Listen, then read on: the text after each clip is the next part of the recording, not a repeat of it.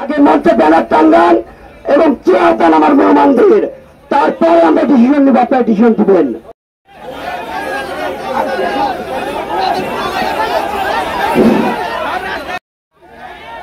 যে আমাদের 80% চেয়ার আছে ওসমান কায়সার স্যার, আপু আজকে ওসমান কায়সারের পাও ধরে কাঁদছে একটা কথা।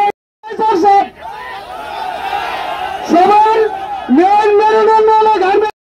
আনসার বাহিনীর বিভিন্ন গোয়েন্দা বাহিনী রয়েছেন, আমরা জানি। একটা কথা বলতে ভুলে গিয়েছে, প্রশাসনের ভাই বন্ধু, আমরা আপনারা সরকারি প্রজাতন্ত্রের কর্মচারী, আমরা বাংলাদেশের নাগরিক। দু একজন লোক এখানে কর্মরত আছেন, তাই আমাদের উপদেষ্টা, তাই সেই জন্য শ্রম উপদেষ্টা অথবা শ্রম সচিব, তাইলে আমরা মনে করব শ্রমিকদের পক্ষে তারা আছেন। আর যদি শ্রমিকদের পক্ষে না থাকেন, সরকারের কোন ডাক যদি না আসে আমাদের মীমাংসা, আমাদের সমস্যার সমাধান করবার জন্য 1 নম্বর দাবি ছিল বেক্সিমকোর সমস্ত কারখানা অবিলম্বে খুলে দিতে হবে।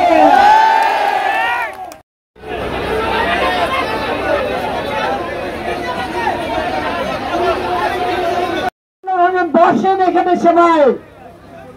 আরেকটি কথা বলছি, আমাদের কিছু শ্রমিক ভাইরা রাস্তা 20 ঘন্টা সময় দিয়েছে, আর কিছুক্ষণের মধ্যে 24 ঘন্টা সময় শেষ হবে।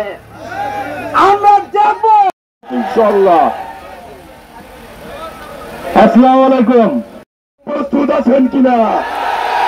ডক্টর সাহেব আপনি আপনার, তাই আমি সকল ভাই বোনদের একটি, আপনারা আপনাদের কাছে থাকেন, আপনারা আপনাদের রিপোর্ট তৈরি করেন। কিন্তু চাই আজকে কোনো ভুল ডিসিশন নেন, বেক্সিমকোকে যদি বন্ধ রাখার প্রয়ত্ন করেন, তাহলে বেক্সিমকো শ্রমিকরা